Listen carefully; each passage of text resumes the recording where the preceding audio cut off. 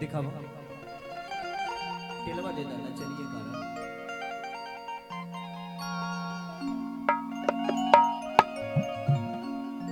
अरे की जाए पिया जवानी हमारी जराई रे गईला ओहो कि दुख बाट ये तना न सहले सहता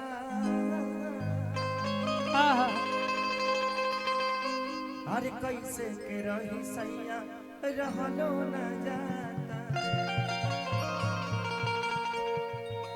देखो आजकल सबका लगे मोबाइल बा इतना सटल हमर करेक्टर दोषी हो गई। लोग कहीं कि खेसरिया के पेटे नहीं खेल रहा जहाँ देखो वही जी लागो रहता और मोबाइल ज्यादा है ना कौन आदमी कब फोटो और वीडियो बना के हमरा मौगी के भेज दिया से हम आदमी बन जाए। हम अपनी पत्नी के लिए बहुत ईमानदार हैं। जब घर पे रहते हैं तो बाहर तो पलांडी मारना ही है।